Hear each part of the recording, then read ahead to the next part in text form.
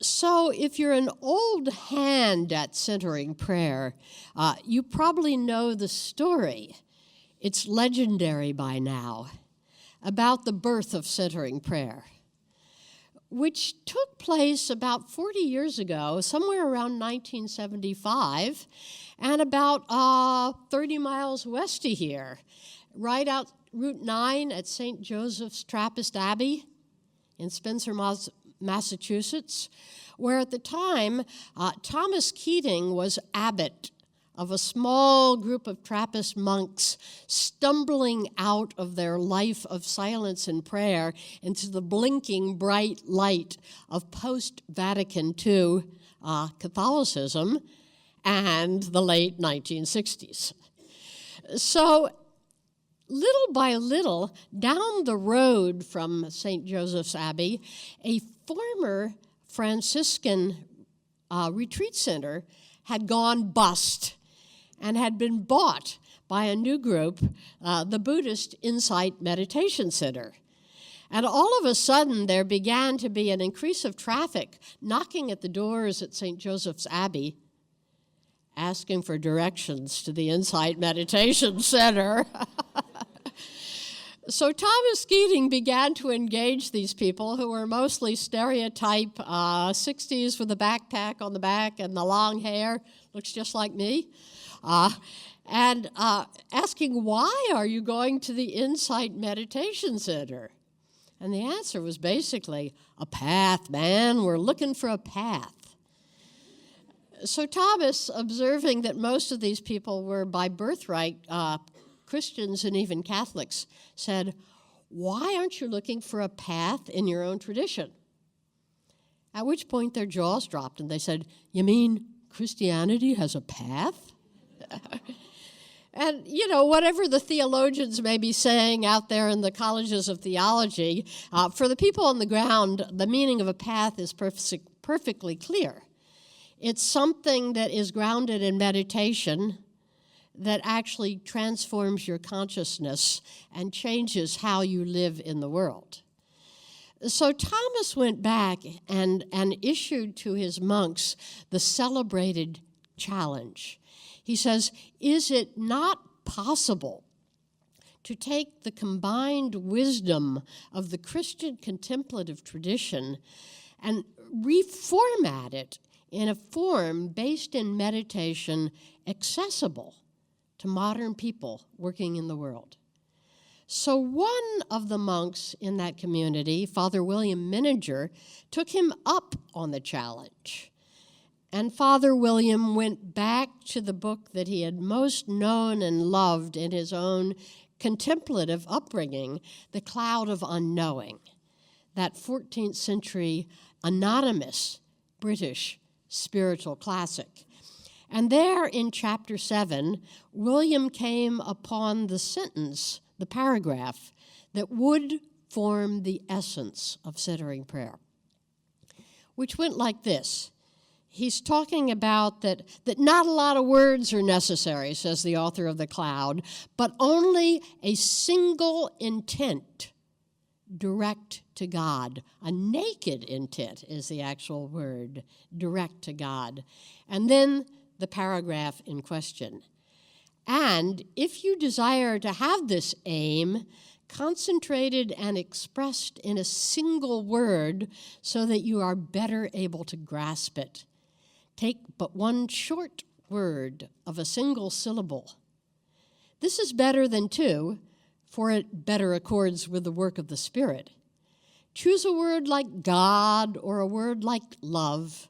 Choose whatever word you prefer, provided that it is one syllable. And clasp this word tightly to your heart so that it never leaves, no matter what might happen. Aha, voila, says William, in whatever is the Celtic equivalent of voila. And the method of centering prayer was born. They started offering it at the retreat house at St. Joseph's Abbey, first calling it the Prayer of the Cloud. And then they decided to sort of spruce up the title, and they borrowed a language from Thomas Merton and called it centering prayer. And clergy remained mildly interested in it. But it very, very soon caught on like wildfire among the lay people. By 1983, the number of people trooping out to, by now, Snowmass, Colorado, where Thomas Keating had moved to St. Benedict's Abbey to take 10-day formation retreats was getting so great that they realized that what was needed was a grassroots membership organization to help people keep track of the sheer numbers of people and help them progress on their journey. So contemplative outreach was born, and that's why we're here today. So from that point on, contemplative outreach recently passed its 30th anniversary, and people have really been doing centering prayer for about 40 years now, some people, spearheading a revolution in Christian consciousness and really offering a path,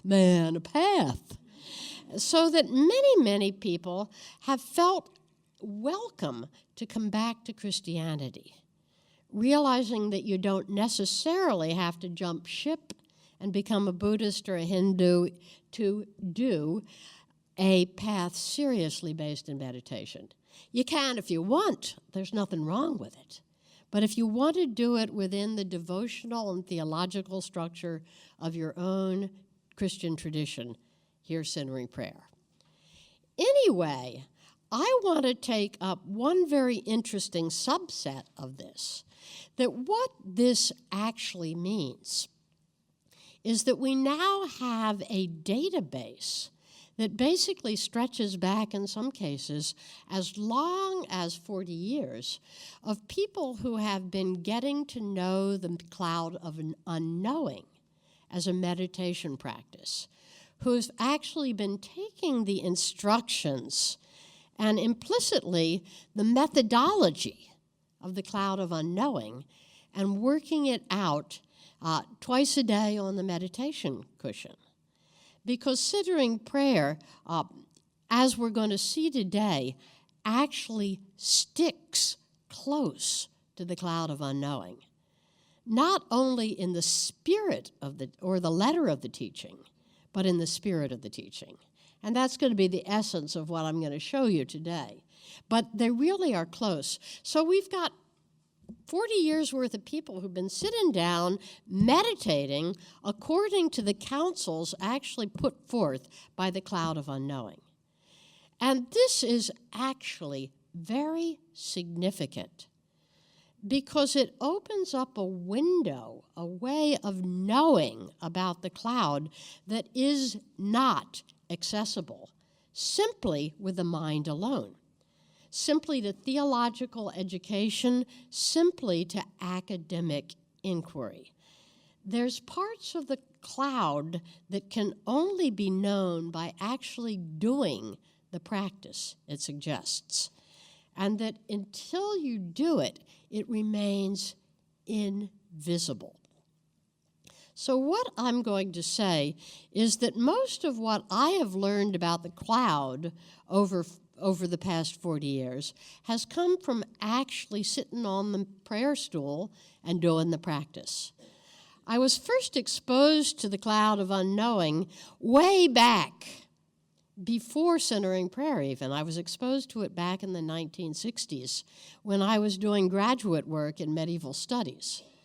And the cloud is interesting because in addition to being a classic in Christian spirituality, it's also one of the core, most interesting specimens in Middle English because it's one of the first works written in Middle English, which in the 14th century was only just emerging out of the three language streams, French language and Anglo-Saxon, which gave birth to the English language. So it's on par with the Canterbury Tales and all that as an absolutely fascinating specimen in the history of the English language. So I first knew it as a medievalist. And of course, it went right over my head. I didn't comprehend it a bit. It seemed like nonsense. So it wasn't until I actually sat down and started doing the practice that I said, oh, I get it. And it was Thomas Keating's strict interpretation of the spirit of the cloud that actually let me start doing the practice, as I'm going to show you today. He takes a very, very hardball interpretation of what the cloud is actually saying and holds our feet to the fire in how we live it. So we'll be looking at that. But it was because of that that I actually began to see, from sitting on the cushion, that the cloud has been consistently, in my estimation, misinterpreted by the academic tradition. It's classically categorized, even by very, very good scholars of the Christian contemplative tradition, as a key piece of affective love mysticism, coming in the great school of St. Bernard of Clairvaux and others. And of course, there's reasons that you would think this if you're just reading with your mind, because it does specifically say that God can be held close by means of love, but by means of thought, never. So it sounds like love mysticism. I'm going to try to see, and the whole point of my book is to say it isn't. Because by what he means by love is so far different from what people would automatically assume is meant by it, that they're not even in the same ballpark. That I believe instead what we are looking about here, and this really, really fascinates me, is that we are seeing a groundbreaking Christian study in the phenomenology of consciousness. Phenomenology means how something works. And we're really seeing in this fantastic treatise a struggle. 6 centuries before Ken Wilber and others, spiral dynamics, were giving us maps of levels of consciousness. This author is trying to show how what he calls contemplative, the work of contemplation, is really about what nowadays scholars would call the access to a stabilized, non-dual perception. It has to do with rewiring the field of perception. And in here, the instructions that he gives about letting go of objects of attention are going to be crucially important to the dawning and the stabilization of a new kind of operating system of perception. All of this is here in the text, which makes it a groundbreaking work, 6 centuries ahead of its time. I think it really ought to be included in every kind of classic anthology of the history of consciousness. But the problem is you can't see this unless you've actually been doing the practice. And so I believe that our practice in centering prayer is not only something that's been transforming our own consciousness and patiently over 40 years laying the groundwork for a smooth and painless transition into non-dual awareness. But second, it gives us a data bank of interpretive experience, which is basically invisible to scholars with the mind alone. So that, in a nutshell, is what my book is about. Now, I realize we have a fairly short workshop today, and that it really has been put forward by contemplative outreach as a way of deepening and clarifying and intensifying your own practice. And I want to be respectful of that. So my purpose today is to just give you a little bit of a trailer of the book, but basically to come down on the places in the actual practice of centering prayer, where we can fine-tune practice and really work the connections, where centering prayer and the cloud are leveraging each other, jacking each other up, so that perhaps in our work today, you can better understand the reasoning and the context between some admittedly counterintuitive instructions in centering prayer. And that you can really have a little bit of wider context of where they're coming from and where they're going, and perhaps a re-evaluated look at what it means to be a contemplative and to be in this work of transforming mind and heart through a practice of contemplative prayer. So that's where we're going today. It's really a little teaser, and I'm going to leave one whole line of what's in the book unexplored, partially because it would take 2 days to do it. And I will say one other thing, that I made an executive decision that I'm going to pitch this talk toward people who have a little bit of experience in the prayer. And so some of the its reference points will be taken that way. I'll try to build up the slack, or take up a little bit of the slack, so if you're brand new to centering prayer, you can kind of get some context clues. But if I spend the whole day teaching an introductory workshop in centering prayer, that's all we do. And I'm assuming that your contemplative outreach chapter has many such events going on in Boston, and they're listed out there? Yeah. When's the next one coming up? Do you know? November what? 12th. Where? In Linfield. Oh, St. what's? So, okay. So if you're intrigued with this and want to go further, my apologies if I seem to be pitching over your basic head, but you can go out there to Linfield in a couple of weeks and get yourself really properly initiated with the patient, nuts and bolts, careful introductory retreat, which has been bringing people into centering prayer for 40 years now. So anyway, with that in mind, I'm going to ask the question, first of all, what is it that we're actually doing during a period of centering prayer? Well, you sit down on your meditation seat or on your chair, and for 20 minutes you're doing centering prayer. And there's languaging carefully provided to you in all the textbooks and all the instructions on centering prayer. What we're doing is, in centering prayer language, consenting to the presence and action of God. Heard that before? Yep. Or you may have heard preparing the faculties to receive the gift of contemplation. Any of you heard that? That's Thomas Keating's sort of more scholastic language to keep people at bay that are saying, well, centering prayer can't really be contemplation because contemplation is a gift. So we're preparing the faculties to receive the gift of contemplation. Well, these are theological ways of describing what we're doing when we're sitting down there.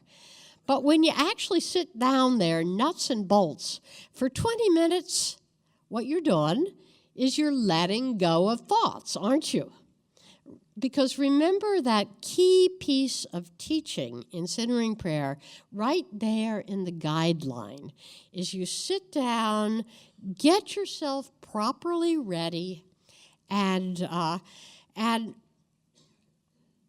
open yourself to your deepest intention to be totally available to the divine presence. And then, as the instruction goes, you begin to gently insert your sacred word as a symbol of that consent. And then in the famous Guideline 3, when you become aware that you are engaged with a thought, you return ever so gently to your sacred word. So in point of fact, what this practice looks like in centering prayer is continuous sort of micro adjustments. You become aware that somehow your attention has gotten grabbed on a thought. You release it, allowing your sacred prayer, your sacred word, to help expedite the motion of releasing. So what you're doing during centering prayer is releasing thoughts, sometime virtually nonstop. If you've had one of those days where your mind is just going like a popcorn machine, poop, poop, poop, thought after thought after thought, you release one, 10 more come on. Remember what Thomas Keating said, how lovely, 10,000 opportunities to return to God. And sometimes we think that what we're doing is trying to get the mind quiet so that God can come. But that's not what we're doing. And what I've tried to emphasize in my own means of teaching centering prayer is that the releasing is where the rubber hits the road. It is itself the heart of the practice. Letting go quietly of whatever your mind has gotten itself fixated around, opening it up. It's a gesture that has validity and importance within its own right. And what I've tried to do in my own teaching of centering prayer, since the appearance of centering prayer and inner awakening 10 years ago, is to help people envision that gesture theologically in terms of the principle of kenosis, or self-emptying, or letting go, as in Philippians 2, when Paul encourages us to put on the mind of Christ, and then goes on to describe that mind, saying, though his state was that of God, yet he did not deem equality with God something he should cling to. Rather, he emptied himself. That's the word kenosis, kenosine. Rather, he let go. So what I've been trying to do for people is to help them see this letting go of thoughts in terms of kenosis, that core practice of Christ, which is instrumental in putting on the mind of Christ. And the reason I've done this is to help people value the action itself of letting go. It's not true that God only comes when your mind is silent. It's not true that you have to make it very quiet for God to interact with you. How could the author of all noise only make contact with you in silence? So we've borrowed, in that sense, a little bit of an Eastern vision of silence and mentality and tried to paste it on a Western practice. And people that think the goal is to make it quiet always wind up frustrated and always wind up somehow boxing in their mind. Like, is this quiet? Is this a thought? Do I have to let it go? The mental chatter goes on and on and on and on. It's the shadow side of centering prayer. But if you can just end run it in the first place, to say that these thoughts give you a practice, a way of practicing this kenotic motion, this letting go. And that whenever you do that, even for however simple a thought, you are participating in the core action of Christ, in the mind of Christ. And a lot of what I do in my book is to show you how that's so, not only attitudinally, but neurologically. You actually, when you move your mind out of being grabbed onto a thought into, there is a drop and release, which is actually perceptible on when you're wired up in neuromeditation, and something is changing. So I try myself in my teaching of centering prayer to say, let go of this goal of trying to achieve a unbreakable stillness. And instead just stay with, when a thought comes up, joyfully practice letting go. And even if 10 more thoughts come in, joyfully practice it 10 more times. Something is changing.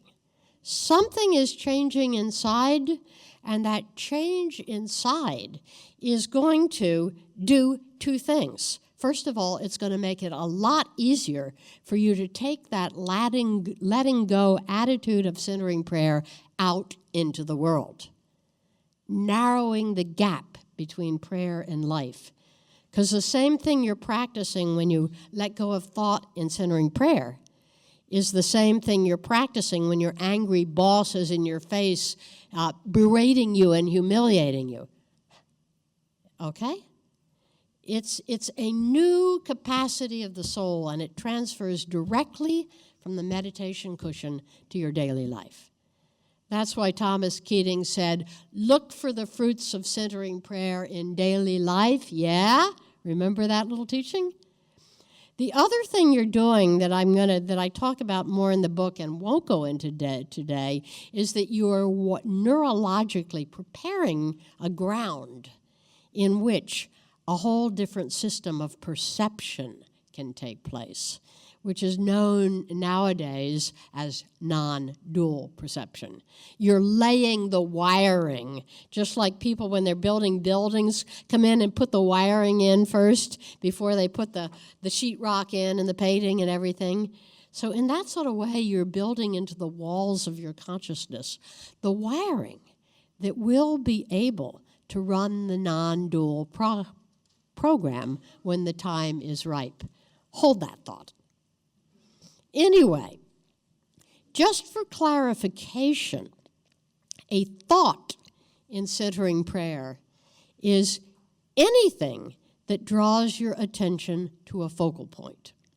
Okay, you all remember that. If you've had the introductory workshop, you'll know that. So a thought is not just a conceptual thing. It's not an idea. A thought can be a sudden surge of a feeling, a flashback, a retrieved memory, an illumination, a voice from God, an itch on your nose, or an overwhelming urge to go to the bathroom. You know, if it draws your attention to a focal point, it's a thought. And the instructions in centering prayer are always and without exception. If it becomes a thought, in other words, if it draws your attention to a focal point and you recognize that's happening, you let it go. So a thought is an object for your attention. And we're going to see that comes right out of the Cloud of Unknowing. And we let it go. And we let it go without any regard to the worth of that object. And I'm going to come back to this because this is crucially important. But you know, Thomas Keating's really deep teaching that if the Blessed Virgin herself should come up and offer during the time of centering prayer to pluck that wound from your side, the answer, remember Thomas and his little yarmulke, his little Trappist beanie, saying, the answer is, not now, dearie, I'm doing my centering prayer. And everybody goes, ouch, wrong, no, but it's ouch, right, yes. So what we're doing in centering prayer is totally hard-nosed. Anything that serves as a focal point for your attention, you let go during the time of centering prayer. And we're going to show you why. But I'm going to take a sort of interesting side route to get into that. Have you ever noticed what happens in the gap between the thoughts? There is in centering prayer this funny moment. When you release a thought, yes, others come rushing back in very frequently. But there is that gap, sometimes merely a nanosecond, but a slight gap. And if you get adept at inner inquiry, not during the time of the prayer, but if you notice for a little while, there occurs a moment when you're present and alert, but your attention is not focused on any particular thing. It usually only lasts like this, but it happens. You are briefly in a state of or what you would call objectiveless awareness. In other words, aware without an object of awareness.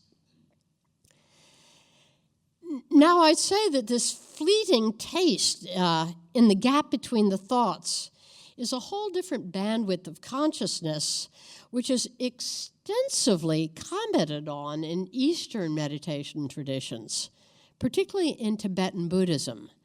But we go sailing right through it in the Western tradition like a red light we haven't even seen.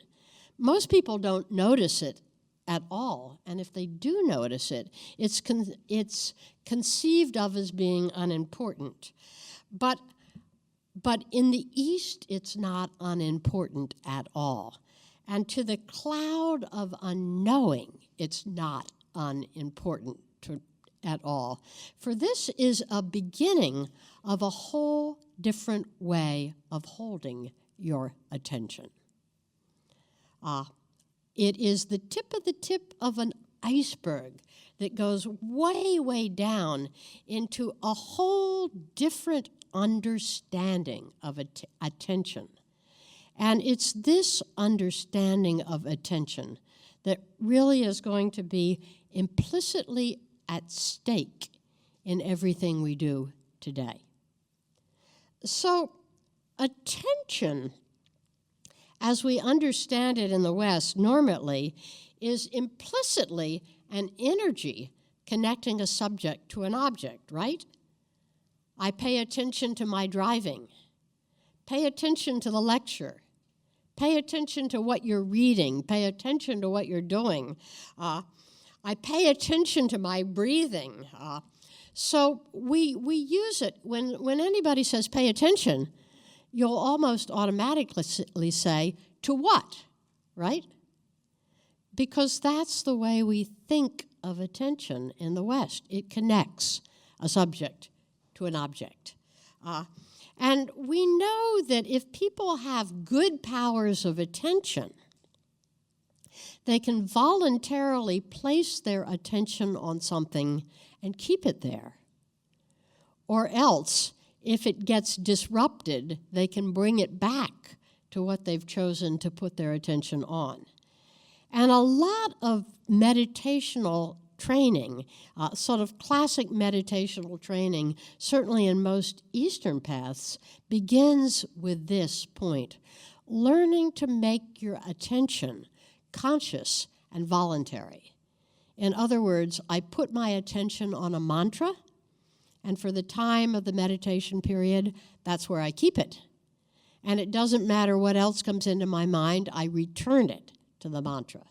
So it's a beginning starting point in most spiritual training to bring your attention under your conscious control, regardless, or as we like to say grammatically improperly, irregardless of whether the object of attention is inherently interesting or not. And this is absolutely brand new, revolutionary thinking to most people today. Why should I pay attention to dishwashing? It doesn't interest me. That most of us today live in a culture in which our attention is grabbed. In other words, attention lies in the power of the object. And something hooks us, and we immediately swivel our heads to look at it. And we keep our attention there until something else grabs it. That is what in the classic traditions the Buddhists call monkey mind. Every association grabs us. We have no staying power in our attention. We can't place it in a place, and we can't keep it in a place. So basic spiritual training, whether it's mindfulness or whatever, Christian meditation, Vipassana, it all begins with bringing your attention under your voluntary control so that it becomes a project, an energy that resides in the subject and goes out to the object. Get what I'm saying? Rather than an energy that is given to the object and goes back and grabs the subject. So early spiritual work is basically about training your attention to stay under your conscious control, to be placed voluntarily on an object, and to remain there. Centering prayer is not working, of course, with that kind of attention.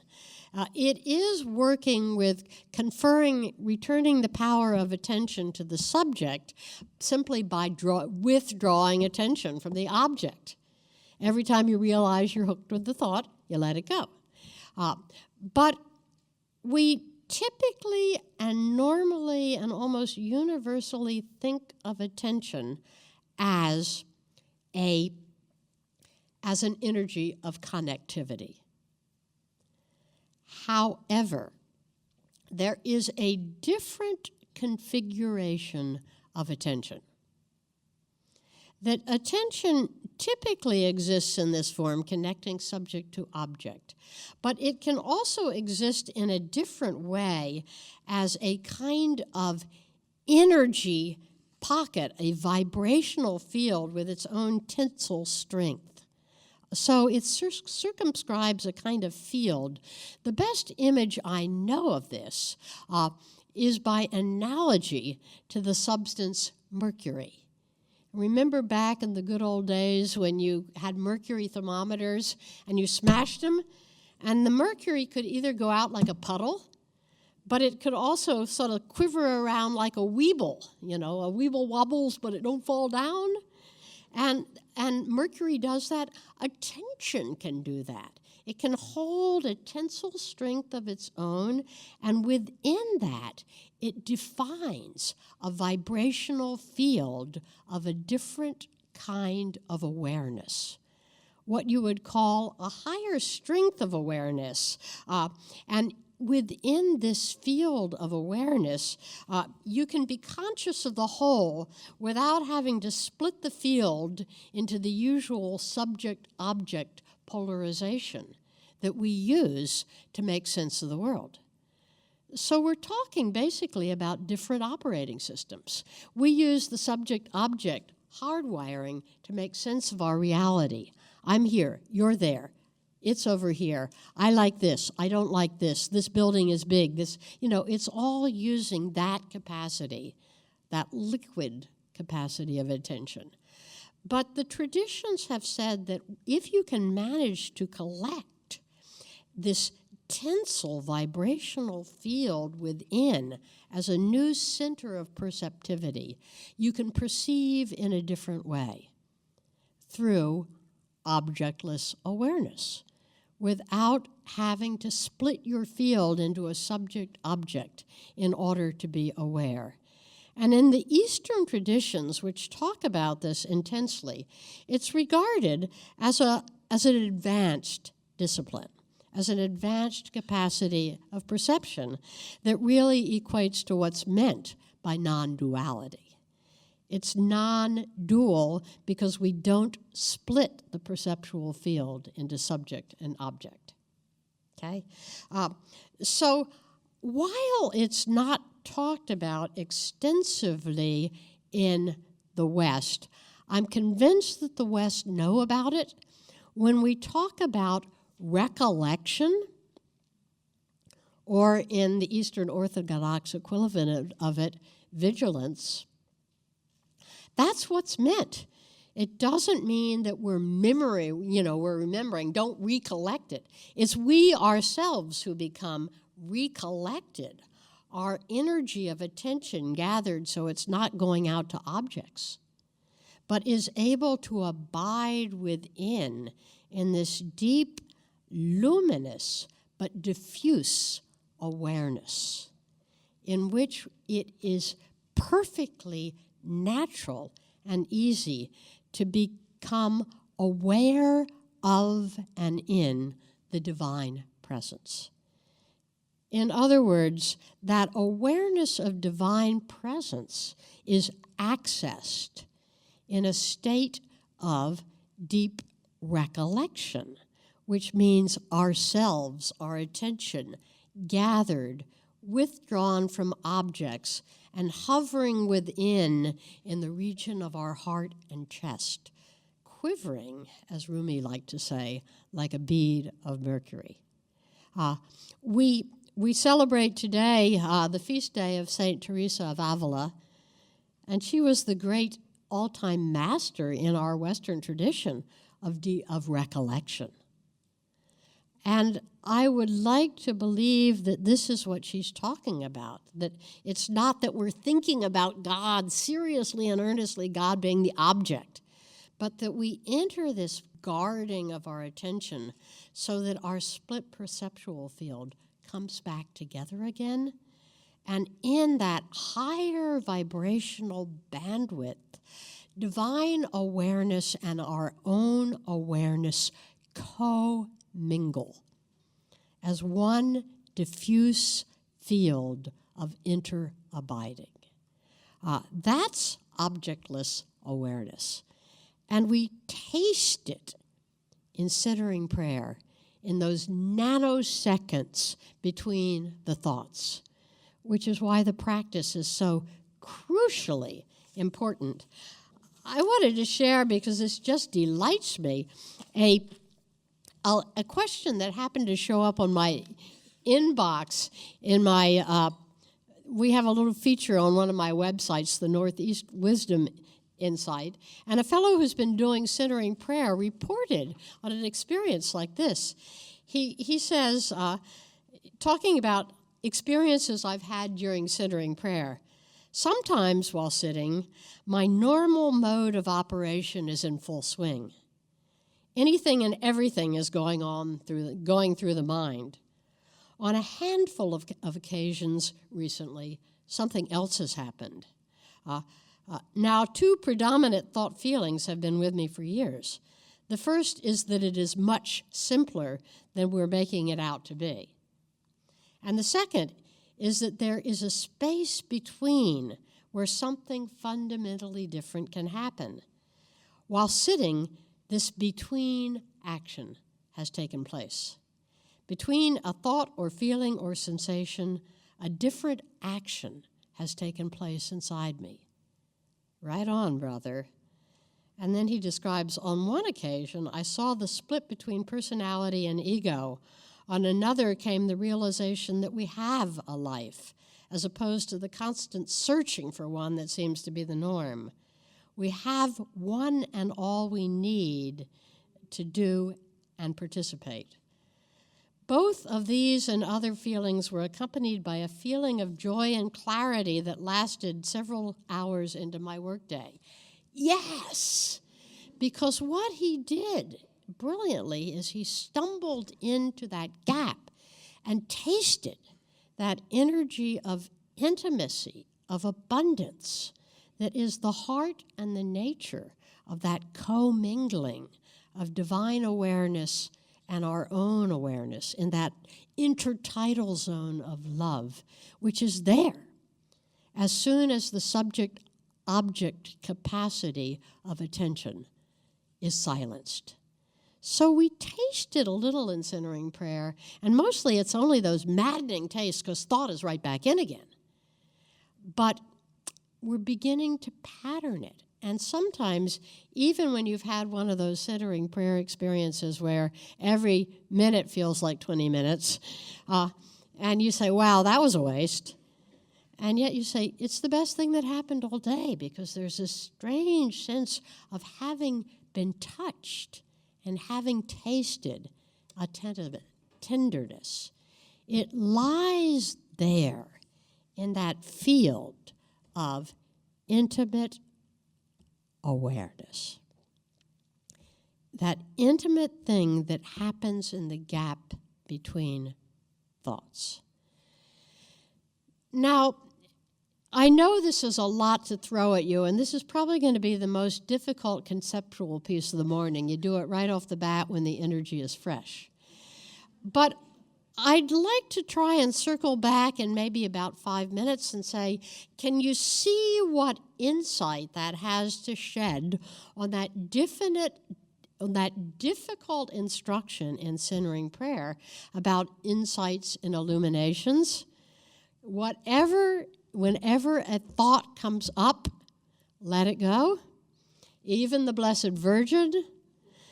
And that's so frustrating, because we're used to, in our prayer tradition, to entering silence in order to listen for messages. Isn't that what Elijah was doing out in the desert? And you can say even Jesus was doing it on the shores of Galilee. We want to get it quiet, and then God speaks to us and says, "Psst, Judy, here, come over here. Let me tell you what to do." That's what we want to do with our life. And, I think we're less than candid if we say we're going to let those things go easily. But you see, Thomas is exactly right, because the moment you grab onto any insight, even if it has gold lace around it and feels like the mother lode, and that's usually how our helpful little consciousness sets it up. I'm going to pass up this, hell no, But the moment you grab, what's going to happen to your attention? It goes back into subject-object configuration, right? Right. And what we're going to see is that bandwidth is less energetically charged. It works at a lower level. It takes you back to a lower state of attentiveness. You're right back into thinking, and you're right back into thinking of you as the subject that's having this experience of God. And you better even put centering prayer on the pause button so you can quickly journal all these great things that God has said to you. See, you've realized yourself and God at a lower level. At the usual cataphatic, here I am with my God, let's just walk together and share messages thing. Centering prayer is not going for the brass ring here. Centering prayer is going for the gold.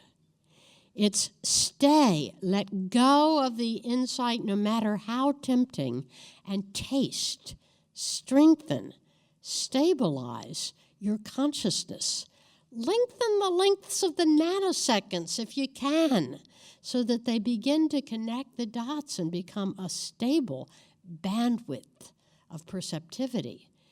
Get used to how it feels to be in a kind of awareness that can exist and in a deep way know it's aware without having to say, here I am being aware that I'm aware. Kind of wipe out that whole kind of self-reflective translator mechanism and just be. The Buddhists have been talking about that for years. They call it Rigpa, objectiveless awareness. And we're tasting it, I believe, every time we sit down to centering prayer. No matter how, quote, quote, badly we do the prayer, we get a hit because it's waiting for us in that space between the gaps. So Thomas is simply, in this way, offering us the highest possible outcome of the period of our prayer if we're willing to trust and follow the rules. I remember one day when that happened to me. It was midway, it was a turning point in my own practice. I'd always sat down at centering prayer and said, okay, got to do it, got to let go of the thoughts. Grudgingly, I daydreamed a little so I could have a few of them. But I tried to do the practice and let go of the thoughts. One day, I was in a centering prayer intensive the middle centering prayer period of the middle triple sit of the day, right in the middle of the retreat. And up comes this sort of monumentally juicy insight.